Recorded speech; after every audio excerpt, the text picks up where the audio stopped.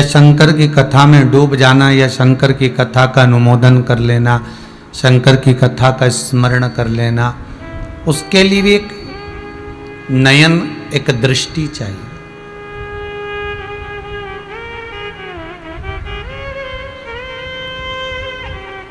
सबसे करीब में रहने वाले, सबसे नजदीक में रहने वाले देवता हैं देवाधिदेव महादेव, जो मनुष्य के, मानव के, जलचर के, थलचर के, वायुचर के, ये जितने भी जीव हैं संसार के, इन सारे जीवों के करीब में अगर कोई रहते हैं तो वो महादेव रहते हैं, शंकर रहते हैं।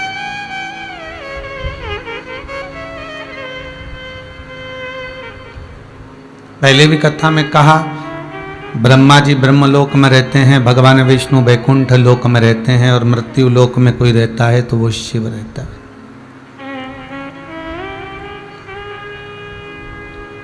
एक बार मेरे भोलेनाथ दक्षायणी को लेकर, माता सती को लेकर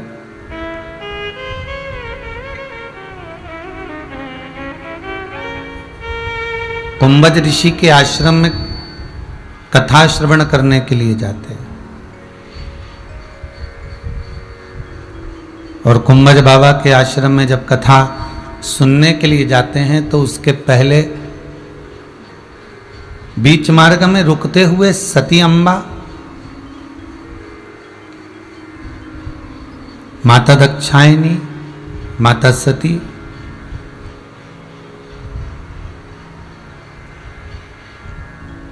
भगवान शंकर से गंगा के घाट पर रुककर कुछ संवाद करती हैं।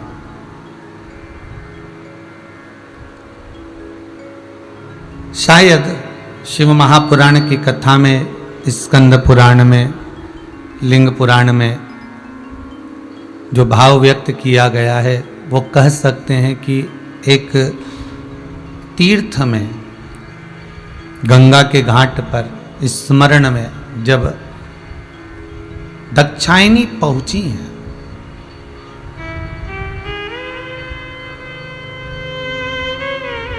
सती अम्बा जब पहुंची हैं तो शंकर उनके नजदीक में कुछ देर बैठे हैं, और सती अम्बा के मन में जो बहुत सारे प्रश्न खड़े हुए थे, सती अम्बा के मन में बहुत सारे जो सवाल थे, प्रश्न थे, बहुत सारे प्रश्न सती अम्बा के मन में चल रहे थे। उन प्रश्नों को मेरे बाबा ने सिद्ध किया।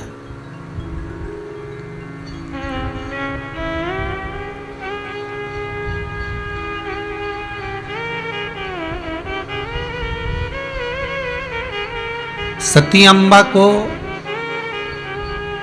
दक्षायणी अम्बा को एक कुछ थोड़ा सा, शिव महापुराण की कथा कहती है कि दक्ष की पुत्री होने का एक थोड़ा सा अभिमान भी था।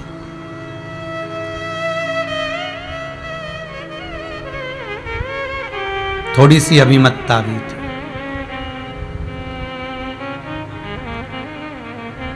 शायद इसलिए कहते हैं कि बहू अगर लेकर आओ तो कार वाली मत लेकर आओ, बहू अगर लेकर आओ तो संस्कार वाली लेकर आओ।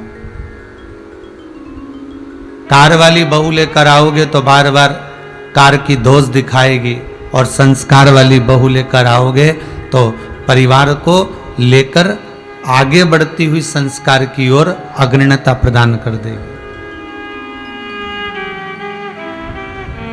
पर कहीं कहीं लगता है दक्षायणी अम्बा जो दक्ष की पुत्री हैं, सती अम्बा जो दक्ष की पुत्री हैं, ये जो सती है, ये दक्षायणी जो है, थोड़ा सा इनके भीतर दक्ष की पुत्री होने का भी थोड़ा अभिमान था।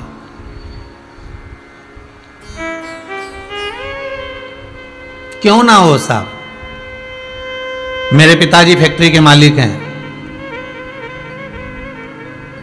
तो क्या मैं घर में बर्तन मांजूंगी? मेरे पिताजी के इतने शोरूम हैं, तो क्या मैं घर में भोजन बनाऊंगी?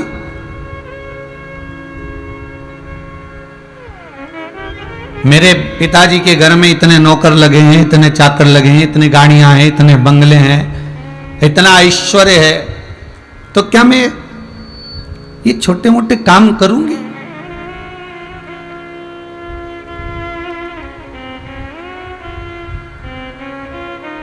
जहां बहुत सारा धन की बात होती है, सत्ता की बात होती है, वैभव की बात होती है, तो वहां थोड़ा न थोड़ा अभिमान, थोड़ा न थोड़ा अहंकार आ ही जाता है। दाक्षायणी के मन में भी वो था, इसलिए शायद मेरे भगवान भोलेनाथ, विश्वनाथ, मेरे शंभु, मेरे त्रिकालदर्शी, मेरे कैलाशी, मेरे अविनाशी, मेरे शंकर ने जितने विवाह करे, चाहे ललिता हो,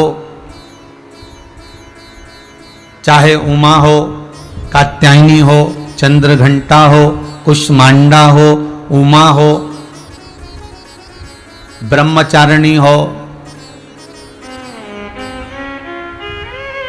मेरे भगवान ने जितने विवाह करे, इन सारे विवाहों की लेखनी को आप उठाइए और इन लेखनी को उठाकर यदि आप देखेंगे तो आपको ज्ञात होगा कि शंकर भगवान ना तो पार्वती को कथा सुनाने लेकर गए, ना वो ललिता को कथा सुनाने लेकर गए, ना वो चंद्रघंटा को कथा सुनाने लेकर गए, ना वो कात्यायनी को लेकर गए, ना वो कुष्मांडा को लेकर गए, ना वो ब्रह्मचारिणी को लेकर गए, ना वो उमा को लेकर गए। मेरे शंकर भगवान ने जो 51 शादियां करी हैं पार्वती से पहले,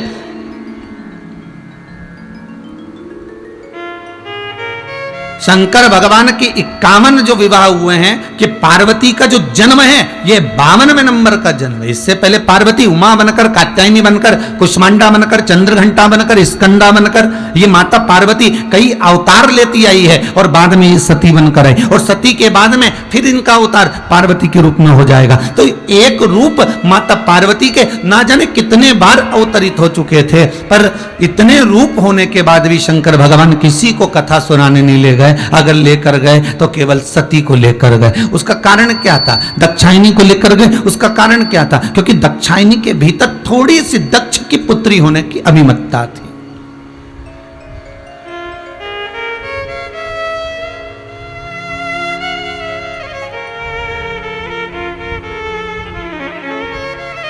आज कथा का चतुर्थ दिवस है।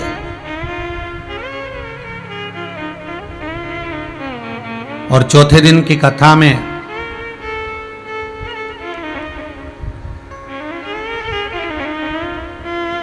भगवान को पाने का प्रयास होना चाहिए।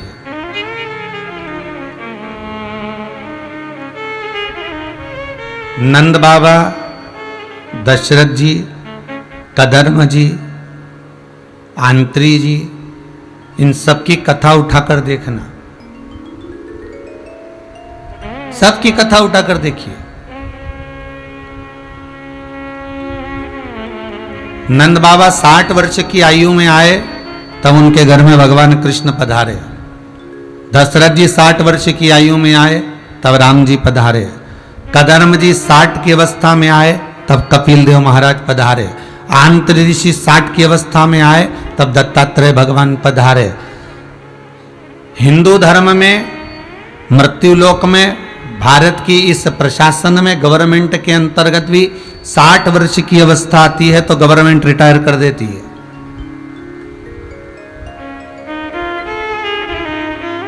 60 वर्ष की अवस्था में गवर्नमेंट भी रिटायर कर देती है कि अब 60 साल तक तुमने खूब कंपनी के लिए, फैक्ट्री के लिए, प्रशासन के लिए करा, अब आप घर जाओ और अपने लिए करो, अपने इस जीव के कल्याण के लिए करिए।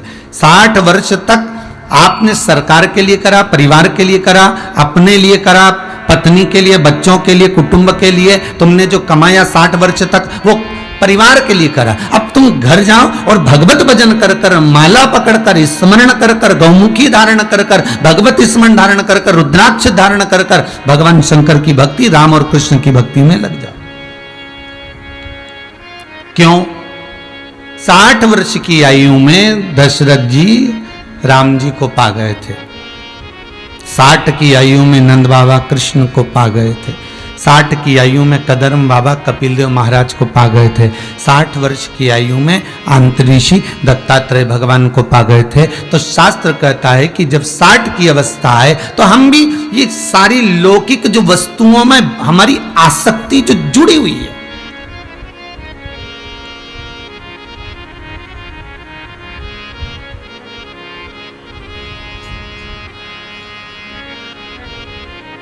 हमारी जो आसक्ति रमी हुई है, यह आसक्ति से हम निकलकर इस मन में, इस हृदय में भगवान शंकर को, राम को, कृष्ण को, तुम्हारी जिससे अच्छी पटे, जिससे तुम्हारा मन रम जाए।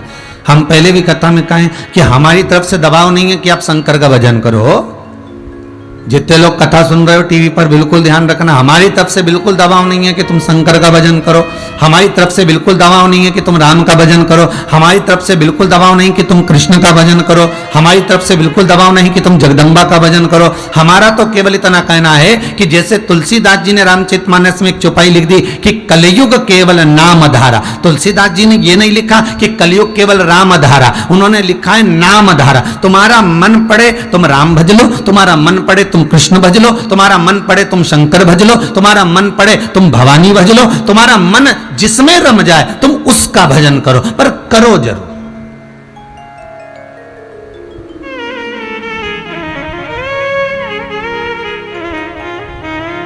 जिसमें तुम्हारी चित्तवृत्ति रमे उस देवता का तुम स्मरण करो, उस देवता का तुम भजन करो। हमारे यहां शादी ब्याह में बफेट लगती है ना, कई लोग प्रश्न भी करते हैं, महाराज जी अन्य धर्मों में तो एक देवता होता है, हिंदू धर्म में 33 कोटि देवता हैं, इतने सारे देवता क्यों बनाए? शिव महापुराण की कथा कहती है, कभी शादी में गए होगे तो बफेट लगती है, पूड़ी सब्जी भजिया पकौड़ा सारे स्टॉल लगते हैं, चम्मक लड्डू पानी पतासा, साथ में आइसक्रीम, गुलाब जामुन, भजिया, जलेबी, इमरती, ये सबके स्टॉल लगते हैं। और आप सारे स्टॉलों पर जाते हो, चाउमीन के भी जाओगे, बर्गर का भी जाओगे, पिज्जा का भी जाओगे, सारे स्टॉलों पर आप जाते हो, सब कुछ आप खाते हो, पर आपकी एक आदत है कि जो चीज आपको ज्यादा स्वाददार लगती है, आइसक्रीम, पान, पानी पतासा, ये जो चीज आपको ज्यादा स्वाददार लगती है आप उसको 2 बार खाते हो, कभी कभी और ज्यादा स्वाददार लगती है तो उसको 3 बार खाते हो। सब कुछ खाया आपने, सारे स्टॉल खाए आपने, पर उसके बाद भी आपको जो अच्छा लगा उसको आपने 2 या 3 बार खाया। उसी तरह 33 कोटि देवता हिंदू धर्म में इसलिए बनाए गए कि आपका मन पड़े, संपूर्ण ब्रह्मांड में तुम्हारी जो मर्जी पड़े उस देवता का स्मरण करो, एक एक देवता का नाम जाप करो। और निवेदन केवल इतना है कि जिसमें तुम्हारी चित्त वृत्ति पूर्ण तरह से रम जाए, फिर उसको तुम जमकर पकड़ लो, उसके चरणारविंद को तुम अपने हृदय में रमा लो। और एक बार हृदय में रम गए तो जो स्वाद, जैसे एक स्टाल पर पेट भरकर पाने में जो आनंद आया, वही आपका स्वाद, आपकी जिंदगी, आपका आनंद बना देगा। बस उसकी भक्ति में फिर आप रम जाओ।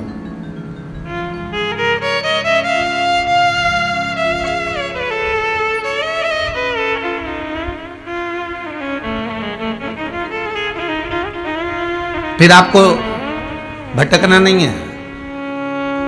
मेरे भूत बाबा भूतेश्वर, मेरे शंकर दक्षायनी को साथ में लेकर अगर कहीं ले जा रहे हैं तो कथा सुनने ले जा रहे हैं, किसी को लेकर नहीं गए, पर सती को लेकर गए। जिस व्यक्ति के भीतर थोड़ा बहुत ज्यादा अभिमान आ जाए, अहंकार आ जाए, तो उसके लिए निवेदन करा गया, उसको एक आध बार कथा में ले जाकर जरूर बिठाओ। कल कथा में कहा था, भोजन में झूठे किए हाथों को पानी से धोया जा सकता है, कपड़ों को साबुन से धोया जा सकता है, पर कमाई में झूठे किए हाथों को केवल सत्संग से धोया जा सकता है। उसी तरह अहंकार कहीं दूसरी जगह नहीं धुलेगा। हमारी अभिमत्ता, हमारा अहंकार, हमारा अहम, ये मैं और मेरे की जो अभिमत्ता है, अहंकार है, ये और कहीं जाकर नहीं धुल सकता। इस अहंकार को, इस अभिमत्ता को, इस अहम को, इस अभिमान को हम अगर धो सकते हैं तो केवल सत्संग में जाकर धो सकते हैं, केवल सत्संग में, केवल कीर्तन में, केवल स्मरण।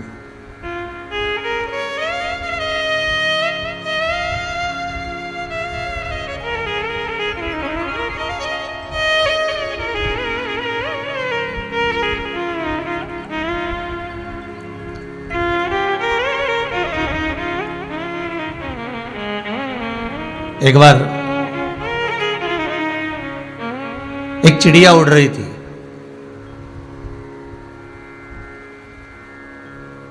गरुड़ ने उसको देख लिया और गरुड़ ने देखकर उसको खाने का प्रयास करा। चिड़िया की आंख में आंसू भर गए, रो रही।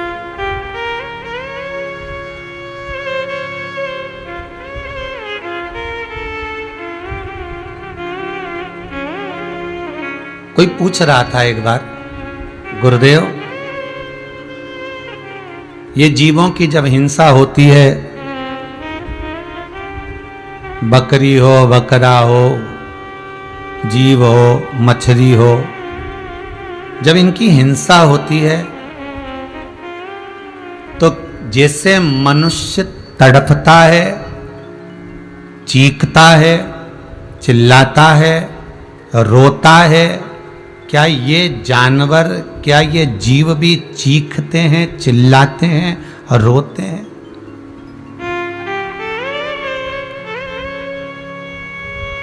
शिव महापुराण की कथा कहती है भाई, शंकर की कथा कहती है, हम चीखते हैं, चिल्लाते हैं तो हमारी आवाज को, हमारे शब्द को, हमारे संबोधन को दूसरा सुन लेता है। हमारे संबोधन को दूसरा ग्रहण कर लेता है, सुन लेता है। पर हमारे संबोधन सुनकर तो दूसरा कोई हमारे पास में बचाने के लिए आ भी जाता है, खड़ा भी हो जाता है, हमारे दुख में शामिल भी हो जाता है। पर जब कोई जीव को कष्ट होता है, दुख होता है, तकलीफ होती है, कोई जानवर, कोई जीव, कोई मछली, कोई जलचर, कोई थलचर, कोई वायुचर जीव जब प्राणों को त्याग रहा होता है, उसको जब कष्ट हो रहा होता है, तो कोई आए चाहे ना आए, पर वो परमात्मा की डायरी में लिखा जरूर जाता है।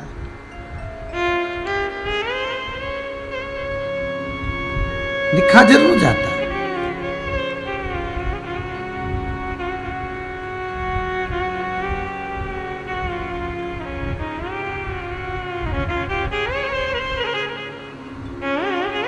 अब एक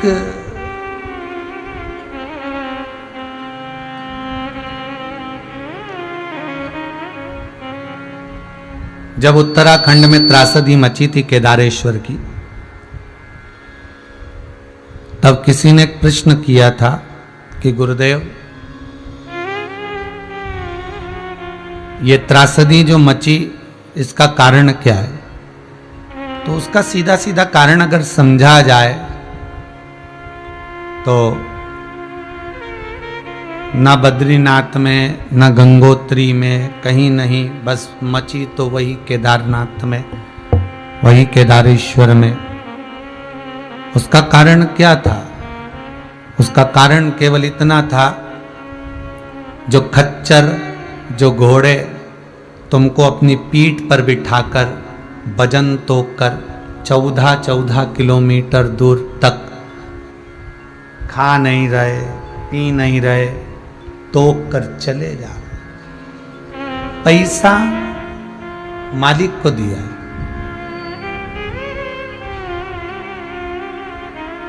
पैसा मालिक को दिया, धन मालिक को दिया, और वो घोड़ा भूखा और प्यासा चले जा रहा, चले जा रहा, चले जा रहा। तो भगवान कभी तो सुनता है किसी ना किसी जीव की। आज लोगों ने मांसाहार करा, पक्षियों को लोग खाना चालू कर दिए, तो भगवान उनकी सुनकर यह कोरोना वायरस भेजा? सुनता तो है वो, बस हम पहचान नहीं पाते। हमारे शब्दों को, हम अगर रो रहे हैं, हम अगर दुखी हैं, हम अगर तकलीफ में हैं, हम अगर कष्ट में हैं, तो हम अपने शब्दों को कहेंगे तो दूसरा सुन लेगा। पर जीव जंतु, जानवर, पशुधन जितने भी हैं, इनके रोने पर कौन सुनेगा? वो परमात्मा।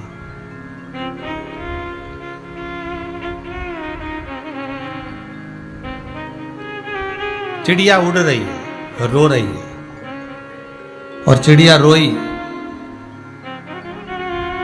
गरुड़ ने पूछा, तू मेरा भोजन है, मैं तुझे खाना चाहता हूं। चिड़िया कहती है, मेरे छोटे छोटे बच्चे हैं, कोटर में मेरे बच्चे भूखे रह जाएंगे, मैं उनको भोजन कैसे कराऊं? मैं उनको कैसे भोजन दूं?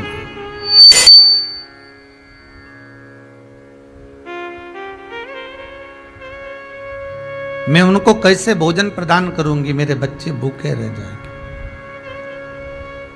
मेरे बच्चों को भोजन कैसे मिलेगा?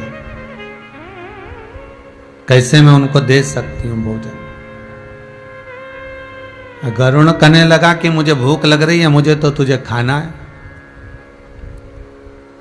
चिड़िया ने जब हाथ जोड़े तो गरुण कहता है, एक शर्त लगाता हूं, अपन दोनों उड़ते हैं, अगर तू मुझसे जीत गई, मुझसे आगे निकल गई, तो मैं तुझे छोड़ दूंगा, और यदि तू मुझसे पीछे रह गई तो मैं तुझे खा जाऊंगा। चिड़िया ने मन में सोचा, मरना ही तो है, एक बार प्रयास करने में क्या जाता, मंजूर है मुझे, अपन दोनों उड़ते हैं। पर चिड़िया ने कहा, मंजिल आएगी तब तक उड़ना पड़ेगा, और मंजिल जैसे ही आएगी तब तक दोनों उड़ेंगे। ये नहीं कि मैं पीछे रह गई तो तुमने जीत मान लिया है, मंजिल तक तो उड़ना है। आज भी रेस होती है, दौड़ होती है, तो एक रिबन बांध दिया जाता है, एक चूने की लाइन बना दी जाती है कि इस मंजिल तक आपको दौड़कर आना है, भले तुम आगे हो जाओ पीछे हो जाओ, दौड़ते रहो, पर इस लाइन पर आकर जो टच कर लेगा, इससे अग्रण्य जो निकल जाएगा वही विजय है, वही जीता है। गरुड़ ने कहा ठीक है, और चिड़िया मन में सोच ली कि जीत तो सकती नहीं, वो भी गरुड़ से, पर हिम्मत करो। और चिड़िया और गरुड़ दोनों उड़ने लगे। जैसे ही गरुड़ उड़ने ही वाला था, चिड़िया उड़ के गरुड़ के सिर पे बैठ गई।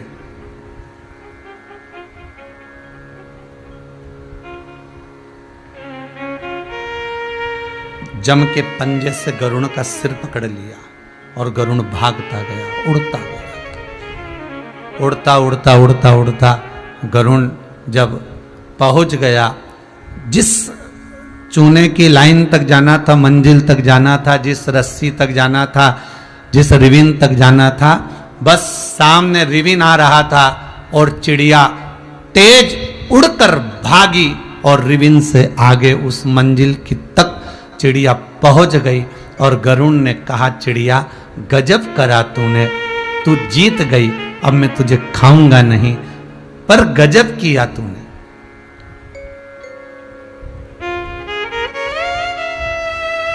केवल शरीर का बल नहीं, बुद्धि का बल भी जरूरी है महाराज।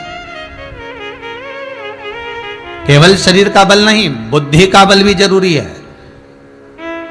चिड़िया जैसी चतुरता आप भी रखी है।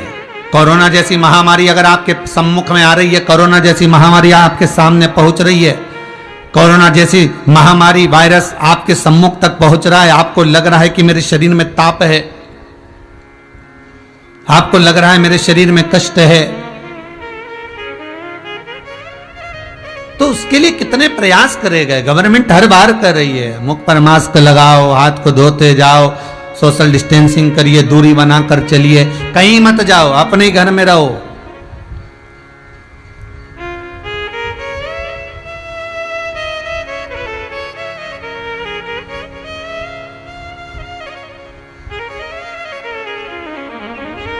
और केवल घर में पड़े नहीं रहना है, घर में रहकर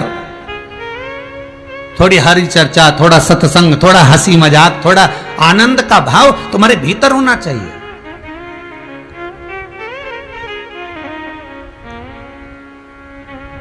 अरे कल किसी ने लिख कर भेजा है, कल कथा चालू हुई तो गुरुजी व्यासपीठ पर बैठ रहे थे तो हंस क्यों रहे थे,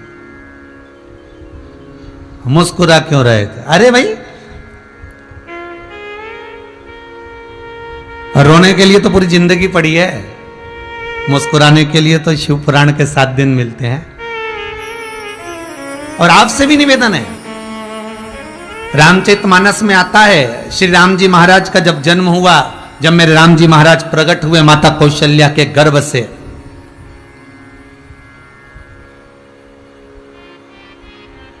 तब माता कौशल्या के गर्भ से जब राम जी प्रकट हुए तो उस समय पर माता कौशल्या राम जी को देखी और राम जी को देखकर माता कौशल्या ने कहा कि ये जो स्वरूप तुम धारण कर कर पैदा हुए हो, प्रकट हुए, इतना विशाल तुमने स्वरूप बनाया है, ऐसा स्वरूप नहीं चाहिए एक माता को। माता पुनि बोली सोमति डोली तजहु तात यह रूपा कि जय शिशु लीला अति प्रियशीला यह सुख परम अनुपा। ए राम, मैंने बेटा मांगा था, तुम बाप बनकर पैदा हुए हो, छोटे हो जाओ। राम जी कहते मैया कितने छोटे होना जरा बता देना। राम जी छोटे होते गए इतने से हो गए। कौशल्या मैया बोली बस बस बस बस इतना बड़ा चलेगा।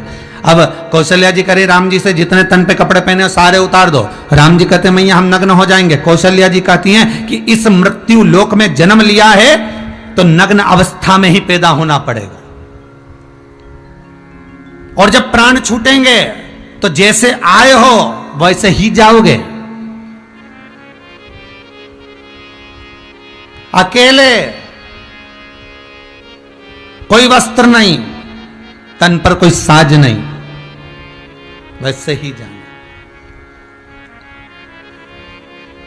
कितना खर्चा करा इस शरीर पे राम, बादाम खिलाया, काजू खिलाया, क्रीम लगाया, पाउडर लगाया, थोड़ी सी भी कमी पड़ जाए किसी भी चीज में। दूध नहीं आया आधा घंटे से, कब से मैं बैठा हूं, 1 घंटे पहले से मैंने बोला था कि मेरे को ये सब्जी चाहिए, सब्जी नहीं आई। इस शरीर के लिए इतनी आसक्ति बनी रही, काजू बादाम पिस्ता खारक सब कुछ दिया, फल फ्रूट मिठाई खूब खिलाया, और आखिरी में ये शरीर पड़ा रह गया, आत्मा निकल कर चली गई।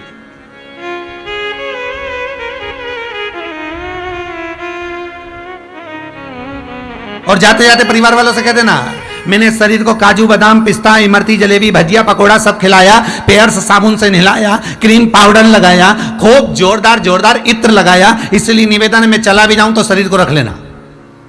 कितने लोग हैं जो रखेंगे? कौन रखने वाला? भाई मुट्ठी बांधे आया जग में, हाथ पसारे जाएगा, क्या तू लेकर आया जग में, क्या तू लेकर जाएगा। ये शब्द दुनिया के लोगों ने कहा, पर शिव महापुराण की कथा कहती है कि मुट्ठी बांधे आया जग में, हाथ पसारे जाएगा। क्या तू लेकर आया वो पता नहीं है, पर लेकर क्या जाएगा ये पक्का है। क्या लेकर जाएगा? शिव महापुराण की कथा कहती है, वेद व्यास जी वर्णन करते हैं शिव पुराण के अंतर्गत कि हम जो दान करें, हम जो पुण्य करें, हम जो सत्कर्म करें, हमने जो कथा श्रवण करी, हमने जो पुण्य का कार्य करा, हमने जो व्रत करा, हमने जो साधना करी, हमने जो किसी को ब्राह्मण को, साधु जन, सन्यासी जन, तपस्वी जन, गौ माता आदिक जीवादिक जिसको भी अन्न का दान दिया हो, पानी दिया हो, कुछ भी दिया हो, किसी के लिए सत्कर्म किया हो, हमारा करा गया पुण्य, हमारा करा गया भजन, हमारा किया गया स्मरण, ये किसी दूसरे के साथ नहीं जाएगा, ये हमारे साथ जाएगा। शिव महापुराण की कथा कहती है, दुकान पर बैठकर जो कमाया वो पत्नी और बच्चों के लिए कमाया, ऑफिस में बैठकर कमाया वो पत्नी और बच्चों के लिए कमाया, झूठ छल कपट बेईमानी प्रपंच कर कर जो कमाया पत्नी और बच्चों के लिए कमाया। तुमने जहां बैठकर कमाया, फैक्ट्री में बैठकर कमाया तो पत्नी और बच्चों के लिए कमाया, कंपनी में बैठकर कमाया तो पत्नी और बच्चों के लिए कमाया, गाड़ी चलाकर कमाया तो पत्नी और बच्चों के लिए कमाया। पर 7 दिन कथा के पंडाल में अर्थात टीवी चैनल के सामने 7 दिन शिव महापुराण की कथा यदि आप श्रवण कर रहे हो, भले मोबाइल पर सुन रहे हो, फेसबुक यूट्यूब पर सुन रहे हो, चाहे आस्था चैनल के माध्यम से सुन रहे हो, 7 दिन जो आप कथा श्रवण कर रहे हो, इसका पुण्य ना तुम पत्नी के खाते में जाएगा, इसका पुण्य ना तुम्हारे पुत्र के खाते में जाएगा, इसका पुण्य तुम कथा सुन रहे हो तो ये तुम्हारे खाते में लिखा जाएगा। ये तुम्हारा पुण्य खत्म होने वाला नहीं है। अरे गर्ग संहिता में कहा, गरुण पुराण में कहा, सारे करे गए दान पुण्य कथा स्मरण का सारा पुण्य तुम्हारे मरते तक हो सकता है समाप्त हो जाए, पर 7 दिन की अगर शिव महापुराण की कथा सुनी है, 15 मिनट 20 मिनट 25 मिनट आधा घंटा की शिव महापुराण की कथा सुनी है, या आपने शिव महापुराण की कथा करवाई है, या शिव महापुराण के अंतर्गत आपने कोई पुण्य दान सत्कर्म करा है, ये कभी छिन्न नहीं होता, ये बढ़ता चले जाता, ये समाप्त नहीं हो सकता।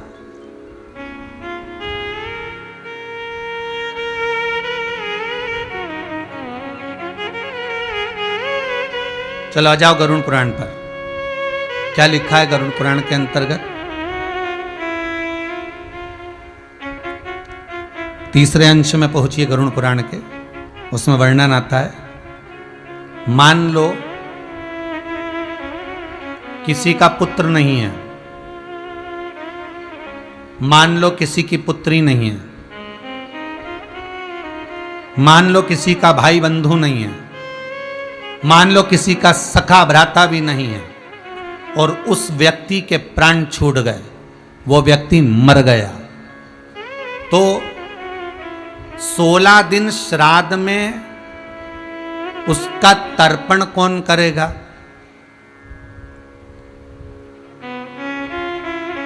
उसके मरने के बाद उसका पिंडदान कौन करेगा? बहुत ध्यान देना महाराज, जितने लोग कथा सुन रहे बड़े सावधानी से सुनिएगा और अपने जीवन में उतारना आज की ये चतुर्थ दिवस की कथा। किसी का कोई नहीं, और मान लो वो मर गया, उसका तर्पण कौन करेगा? उसको जल कौन देगा? उसको पिंड कौन देगा? उसकी तिलांजलि कौन करेगा?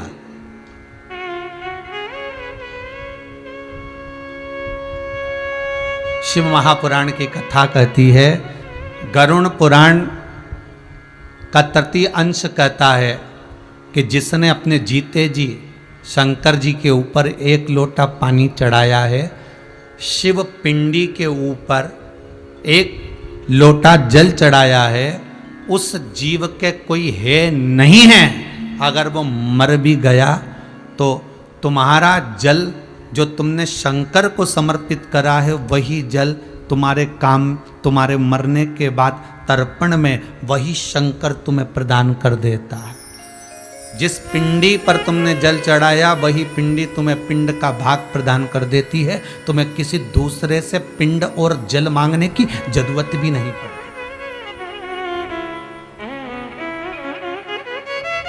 भागवत पितरों को तार देती है। श्रीमद् भागवत कथा में लिखा है कि पितरों को तारती है, और हम भी करें, भागवत पितरों को तारती है।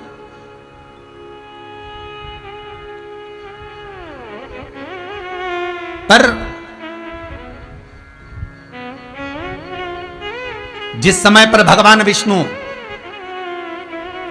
ब्रह्मा जी की बनाई हुई सृष्टि पर हंस दिया, किन्नरों को जो भगवान ब्रह्मा ने बना दिया, और ब्रह्माओं ने जब किन्नरों को बनाया तो किन्नरों को देखकर भगवान विष्णु हंस दिए और हंसे, तब भगवान शंकर ने कहा, वाह नारायण वाह, आपने ब्रह्मा की सृष्टि पर हंस दिया। ए नारायण, आप ब्रह्मा की सृष्टि पर हंसे हो, इसलिए इस किन्नर पर तुम हंसे हो, इसलिए पृथ्वी पर जाकर तुमको भी किन्नर बनना पड़ेगा। और भगवान विष्णु को द्वापर में, कृष्ण अवतार में, जिस समय कौरव और पांडवों का युद्ध हो रहा था, तो कुरुक्षेत्र की भूमि पर चंडी को प्रसन्न करना था और परिवार में से एक एक व्यक्ति की बलि देना था। कौरव और पांडवों में से एक एक की बलि देना था, तो कौरव तो खुश हो गए थे क्योंकि हम 100 हैं, एक की बलि दे देंगे 99 बच जाएंगे, पर पांडवों में से अगर एक चले गए तो 4 ही बचेंगे।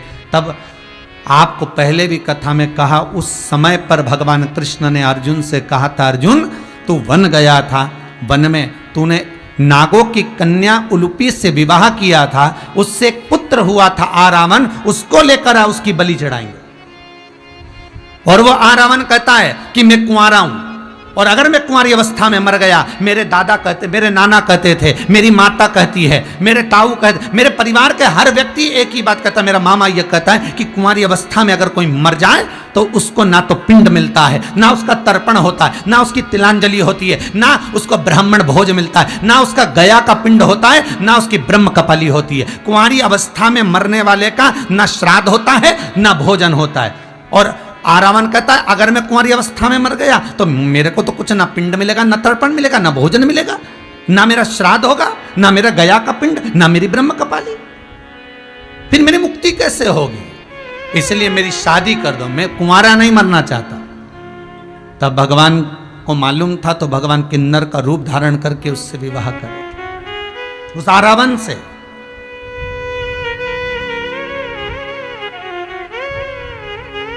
भागवत पितरों को तारती है। शिव महापुराण की कथा में वेद व्यास जी लिखते हैं, ये वो पुराण है महाराज कि अगर परिवार में, कुटुंब में कोई कुंवारी अवस्था में चले गया। अब देखिए, अन्य पुराणों में लिखा है कि 7 पीढ़ी तार देती है। शिव महापुराण के अंतर्गत वर्णन आता है 71 पीढ़ी। कभी उज्जैनी जाओ, उज्जैन में जाना तो ऋण मुक्तेश्वर महादेव के मंदिर जाना। मंगलनाथ रोड पर है ऋण मुक्तेश्वर महादेव मंदिर। उस मंदिर पर शिव महापुराण की लेखनी लिखी हुई है।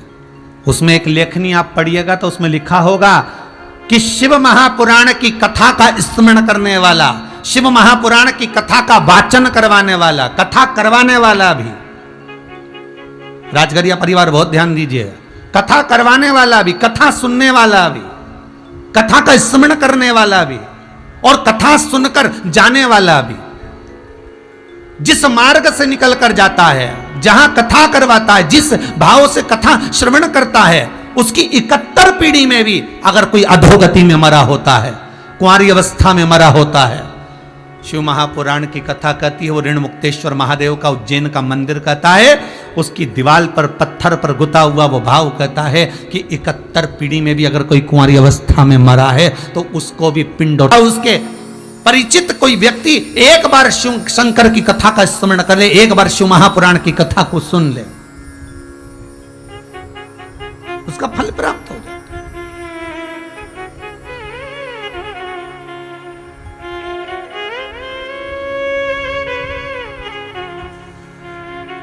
पिछले वर्ष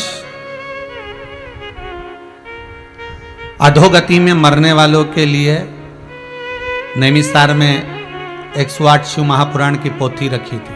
आप लोगों को ध्यान में होगा जो लोग कथा सुन रहे हैं। जिन जिन ने पोथी रखवाई थी, कई लोगों के फोन मैसेज आते रहे कि हमने पोथी बिठाई थी और बाबा की ऐसी कृपा हुई कि हमको लगा कि हमने जिनके लिए बिठाई थी वो उनकी गति हो गई, उनके जाने से हमको आनंद की अनुभूति हो गई, हमको ऐसा हो गया, हमको अब सपने में नहीं आते हम। अर्थात आपने शंकर का जो अनुमोदन करा है, शिव महापुराण का स्मरण जो करा है, उसका फल तुम्हें मिला, प्राप्त हो। बड़ा रोने के लिए जिंदगी पड़ी। माता पुनि बोली सोमति डोली तजौताते हरूपा की जैसे सुलीला अति प्रिय शीला यह सुख परम अनुपा। सुनी वचन सुजाना रोदन ठाना।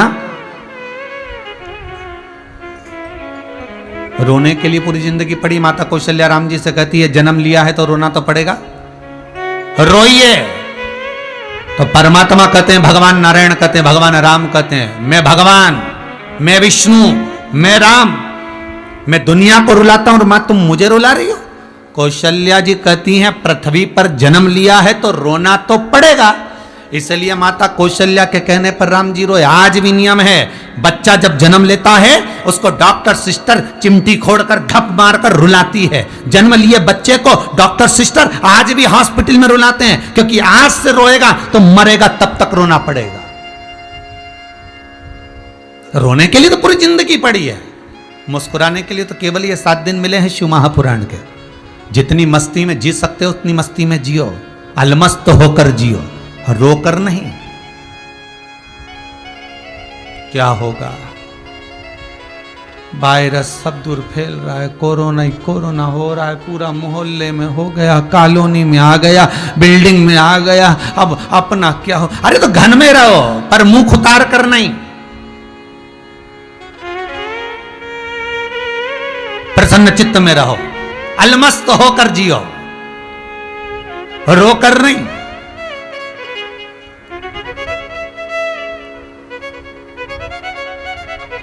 अपनी मस्ती में रो रो कर जिंदगी निकालोगे तो वो जीवन जीवन नहीं है हमारा। बस इतना याद रखिए, थोड़ा सा अहंकार, थोड़ा अभिमान, थोड़ा अहम किनारे पटक दो और फिर लग जाओ भगवत भजन।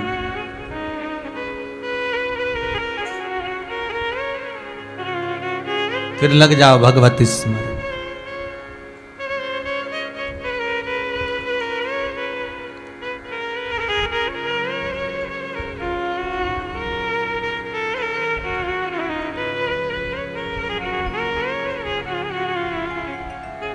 कल हमारे वो परिचित एक बुधनी वाले चतुर्वेदी जी हैं, तो उनके यहाँ से उनकी धर्म पत्नी का फोन आया, गुरुदेव चतुर्वेदी जी कोरोना के अंतर्गत शांत हो गए, आजीवन भोजन भंडारे के हमें सदस्य बनना है। हमने कहा सदस्य बनना है, सब बनते रहोगे। कितना समय हुआ शांत हुए? तो कहा 1 महीने के करीब। हमने कहा सदस्य बनना है, सब बन जाओगे। आश्रम आपका है, गौशाला आपकी है, वृद्धाश्रम आपका है, कुबेरेश्वर धाम आपका है, आपकी मर्जी पड़े, आप नाम लिखाओ, मना नहीं। पर एक बात याद रखो, जीव चले गया, 1 वर्ष के अंदर अंदर आप जितना कथा श्रवण करते हो, आप जितना भजन करते हो, आप जितना स्मरण करते हो, आप जितना दान पुण्य करते हो, आप जितना नाम स्मरण करते हो, वो उस जीवात्मा के खाते में जाता है।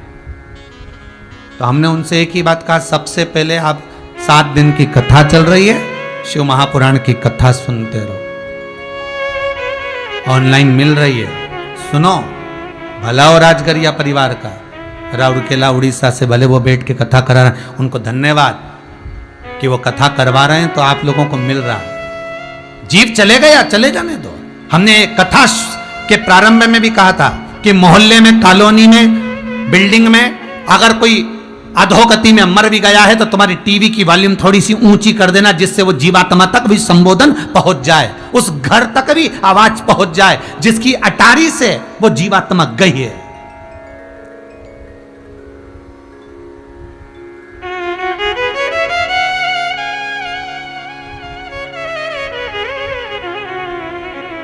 आपकी कॉलोनी में, आपके मोहल्ले में अगर कोई, तो वो जीवात्मा तक आपकी टीवी की आवाज, शिव महापुराण की कथा वहां तक पहुंच जाए, उस जीवात्मा की भी मुक्ति। यहां तो शंकर की कथा कहती है कि शिव महापुराण की कथा सुनकर जाने वाला व्यक्ति जिस मार्ग से जितनी दूर तक चलकर जाता है, उस मार्ग में जितने जीव कहीं एक्सीडेंट से, अधोगति से, अटैक से, शुगर से, बीपी से और अनायास कैसे भी मर गए हों, उन तक की गति हो जाती है, केवल कथा सुनकर जाने वाला व्यक्ति जिस मार्ग से जा।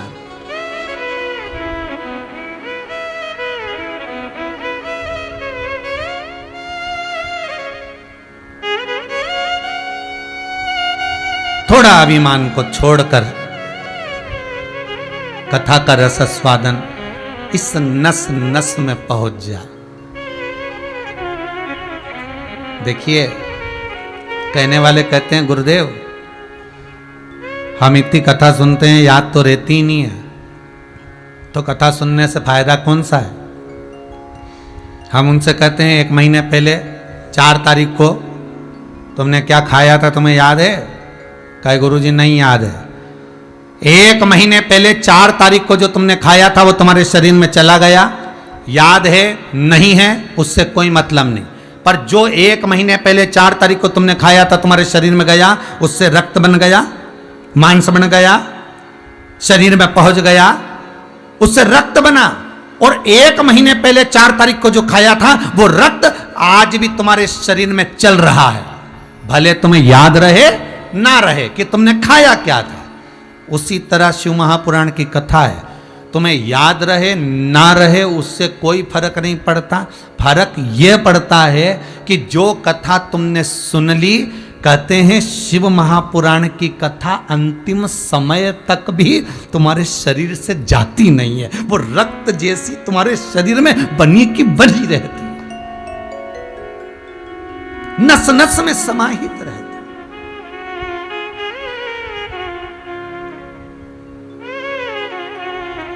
कथा के शुरू में कहा था जैसे बेलपत्री की पत्ती, बेलपत्री का फल, उस फल का गुर्दा अगर व्यक्ति ने खा लिया और 27 दिन के अंदर उसके प्राण भी छूट गए तो वो अधोगति में नहीं मरेगा, वो प्रेत योनि में नहीं जाएगा, वो नरक नहीं जाएगा, वो कैलाश धाम को ही जाएगा।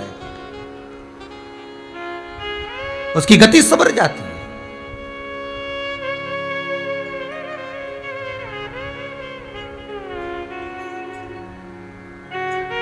भगवान भूत भावन भूतीश्वर शंकर माता सती को गंगा के घाट पर बिठाकर उसके दक्षायनी को देख लिया कि इसके भीतर दक्ष प्रजापति की बेटी होने का एक अहम समाया हुआ है। उस अहम को समाप्त करने के लिए शंकर बैठ गए और शंकर भगवान ने कहा सती विराजमान हो गई। सती मैया ने देखा, भोलेनाथ जी आप मेरे कुछ प्रश्न है, मेरे कुछ सवाल है, मेरे कुछ क्वेश्चन है, मैं पूछना चाहती हूं, बोलो क्या प्रश्न है, क्या क्वेश्चन है?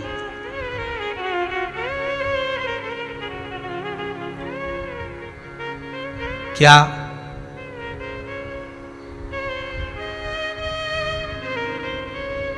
मानव शरीर बार बार प्राप्त होता है? शिव जी बोले हां। क्या ये शरीर एक बार छूटने के बाद वापिस उसी स्वरूप में मिलता है? नहीं। थोड़ी देर शंकर भगवान बैठे, सामने से एक कीड़ा उड़ते हुआ आया। वो कीड़ा बड़ के पेड़ पर, वट वृक्ष पर चढ़ने लगा, फिर गिरा, फिर चढ़ा। वो कीड़ा बार बार बड़ के पेड़ पर, वट वृक्ष पर चढ़ रहा है और वट वृक्ष से नीचे गिर रहा है। शंकर भगवान को हंसी आ गई। भूत भावन भूतेश्वर भोलेनाथ ठहाका लगाकर हंस दिए। जो शंकर हंसे तो दक्षायनी ने पूछ लिया, सती पूछी क्या हुआ प्रभु, आप हंस क्यों रहे हो? हुआ क्या ये तो बताओ, किस लिए हंस रहे हो? अब छुपाने की बात भी नहीं थी कि छुपाया जाए, भाई होता है। किसी ने पूछा कि कैकेयी मैया इतनी जिद्दी क्यों थी कि एक बार उनने मन में सोच लिया था कि राम को वन भेजना है तो वन भेज कर मानी। इतनी जिद्दपन कहां से आई? तो कहा ये तो माता पिता के गर्भ से, मां के गर्भ में जब बच्चा रहता है, चाहे बेटा हो चाहे बेटी हो, जब माता के गर्भ में रहती है तो माता का स्वभाव होता है, माता का जो स्वभाव होता है वो बेटी के, बेटे के उस बुद्धि विवेक में, उसके जीवन में आ जाता है।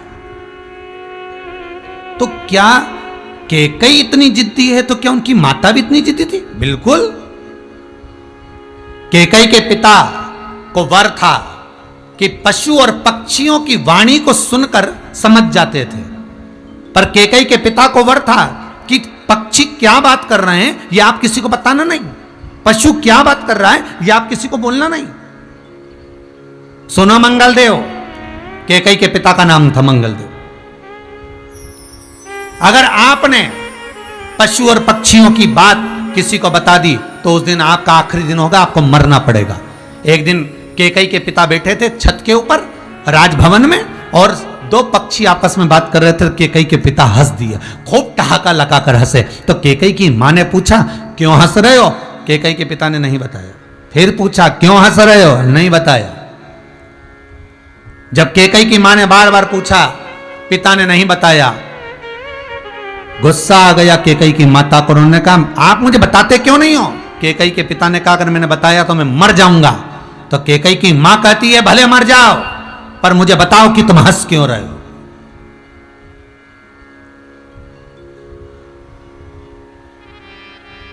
और बताया और मर गए। तो यहां संवाद कहता है महाराज कि बच्चों में जो गुण आते हैं ये माता पिता की देन होते, माता। इसलिए बार बार निवेदन है, गर्भ में अगर बच्चा रहे ना तो मेरा निवेदन रहता है माताओं से कि गर्भवती नारी को कभी चुगली में नहीं पड़ना। कौन चुगली कर रहा है, कौन क्या कह रहा है, कौन अपशब्द कर रहा है, कौन ताने दे रहा है, कौन किस तरह का व्यवहार कर रहा है, कौन किस तरह की बात कर रहा है। और गर्भ में बच्चा रहे तो दिल खोल कर रहना, कंजूस बनकर नहीं। गर्भ में बच्चा रहे तो दान पुण्य सत्कर्म करते रहना, जिससे गर्भित बच्चे को भी यह आदत हो जाए कि मुझे दान करना है, मुझे सत्कर्म करना है, मुझे भजन करना है।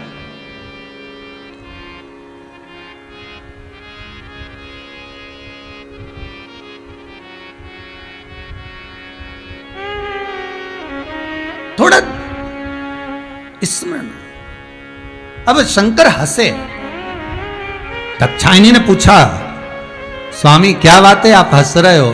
शंकर भगवान बोले, मैं कीड़े को देखकर हंस रहा हूं। तो कीड़े को देखकर हंस रहा, कारण क्या? भगवान शिव ने कहा, ये वो कीड़ा है जो 14 बार इंद्र के सिंहासन पर इंद्र बनकर बैठ चुका है। ये इंद्र है। 14 बार इंद्र के सिंहासन पर बैठ चुका है, ये इंद्र है। हाँ, ये 14 बार इंद्र के सिंहासन पर इंद्र बनकर बैठ चुका है। हो, तो फिर ये कीड़ा काय को बन गया? दाक्षायणी पूछ रही है। शिवजी कहते हैं, अरे दाक्षायणी तुम्हें क्या बताऊं, ये बहुत पृथ्वी पर आने के बाद पुण्य करता है, सत्कर्म करता है, सब कुछ करता है, और करने के बाद भगवान से कहता है, भगवान ऐसी कृपा करना कि मुझे बैकुंठ मिले, मैं बैकुंठ का निवास करूं, मुझे देवलोक मिले। और भगवान इसके पुण्य के बल पर इसको इंद्र के सिंहासन पर बिठा देते हैं। और जब इंद्र के सिंहासन पर बैठता है, राज सिंहासन पर विराजमान होता है, जब इसका पुण्य समाप्त हो जाता है, फिर नरक में पड़ जाता है, नरक भोगते भोगते फिर नीचे आता है तो कीड़ा बन जाता है। शिव कह रहे हैं, ए दाक्षायणी, ए सती, सुनो, ध्यान लगाकर सुनना सती। तुम्हें बार बार अवतार लिया है, एक बार ललिता बनकर, कुष्मांडा बनकर, चंद्रघंटा बनकर, कात्यायनी बनकर तुम जो बार बार जन्म ली हो, उसका कारण केवल इतना है कि मनुष्य की अगर देह मिल जाए और यह पृथ्वी पर एक बार तुम्हें मनुष्य की योनि मिल जाए, मानव का शरीर मिल जाए, एक बार पृथ्वी पर अगर तुम मानव बनकर जन्म ले लो, तो हे दाक्षायणी, निवेदन केवल इतना है कि पृथ्वी पर जन्म लेने के बाद सत्कर्म करो, भजन करो, कीर्तन करो, नाम जाप करो, दान करो, पुण्य करो, संकीर्तन करो। पर इतना याद रखना, भगवान से इतना जरूर कहते रहना, हे प्रभु, मैं तुम्हारा भजन करते करते प्राणों को त्यागूं, और उसके बाद मुझे बैकुंठ मिले ना मिले, मुझे कहीं पद मिले ना मिले, पर इतनी कृपा करना कि मैं आपके चरणों में पड़ा रहूं और फिर मेरा अगला जन्म ना हो। पर हर व्यक्ति की एक लालसा रहती, मुझे बैकुंठ मिल जाए, मुझे बैकुंठ मिल जाए।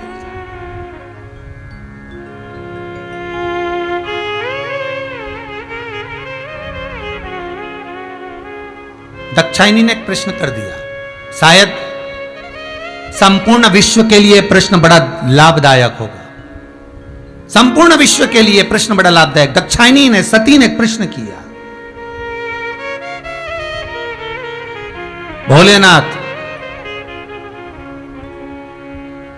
बैकुंठ में भगवान विष्णु को स्थान दिया, ब्रह्मलोक में ब्रह्मा को स्थान दिया, इंद्रलोक में इंद्र को स्थान दिया, आपको मृत्यु लोक में स्थान क्यों दिया? संपूर्ण विश्व के कल्याणार्थ बड़ा सुंदर प्रश्न है कि आपको मृत्यु लोक को मिला,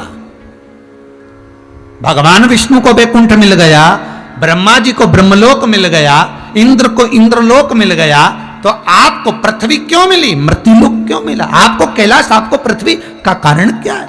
मृत्युलोक क्यों मिला है? आप बहुत ध्यान देना रे भाई, बहुत ध्यान दीजिए। जितने लोग टीवी के सामने बैठे हैं, बहुत सावधानी से सुनिएगा कि शंकर भगवान से दक्षायनी कर रही है, सती कर रही है कि ब्रह्मा को ब्रह्मलोक मिला है, भगवान विष्णु को वैकुंठ लोक मिला है, इंद्र को इंद्रलोक मिला है, तो आपको मृत्यु लोक क्यों मिला है? शंकर भगवान के मुख से शब्द निकला, सुनो दक्षायनी, सुनो सती। 33 कोटि देवता जब मेरे पास में आए और मेरे पास में आकर निवेदन करा, उस समय मुझसे कहा गया, शिव, हे भोले, हे शंकर, हे त्रिकालदर्शी, हे कैलाश, आप मृत्यु लोक में चले जाइए।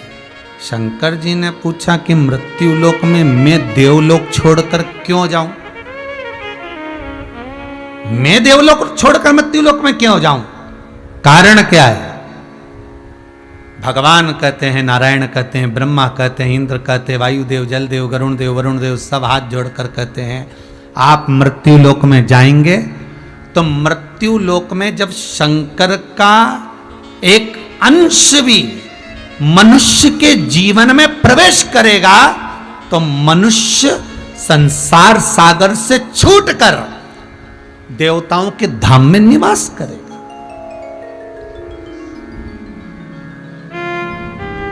संसार सागर से छूटकर मनुष्य देवता इसलिए कहते वैकुंठ जाना है, गौलोक जाना है, हमको तो परमात्मा के धाम, तो संसार सागर से मुक्त होकर वो भगवान के धाम जाएगा। अगर किसी के भीतर एक अंश भी शिव है तो। इतने में सती ने फिर प्रश्न किया, मान लो किसी के घर में शंकर की आराधना ही नहीं हो, मान लो किसी के घर में शंकर का शिवलिंग ही नहीं हो, मान लो किसी के घर में शंकर का कोई अंश ही नहीं हो, तो फिर व्यक्ति को मोक्ष कैसे मिलेगा, उसको वैकुंठ कैसे मिलेगा? पार्वती सती के शब्द सुने तो शंकर जी बोले, ऐसा कोई घर नहीं जिसके घर में शिव नहीं। बहुत अच्छे से सुन लेना रे भाई। कई लोग कहते हैं हम राम जी वाले, कई लोग कहते हैं हम वेंकटेश भगवान को मानते हैं, कई लोग कहते हैं हम श्री जी बाबा को मानते हैं, हम शंकर को नहीं जानते। कोई कहता है हम शंकर के मंदिर नहीं जाते, हम शंकर का प्रसाद नहीं लेते।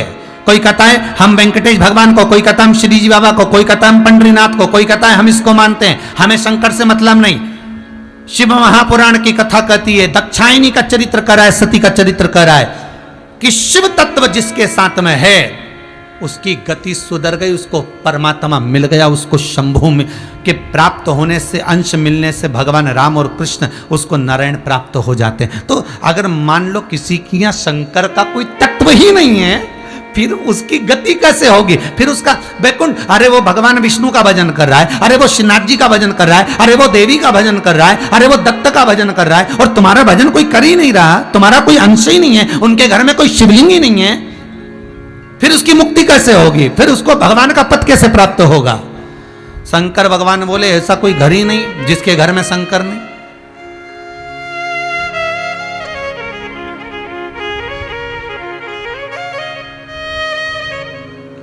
ऐसा कोई घर नहीं जिसके घर में शंकर नहीं।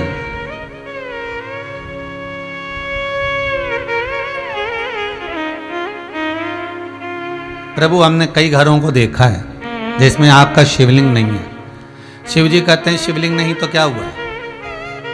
कभी जिंदगी में वो गंगा नहाने तो गया होगा, हाँ, गंगा का जल तो लेकर आया होगा, और अगर गंगा का जल भी उसके घर में रखा है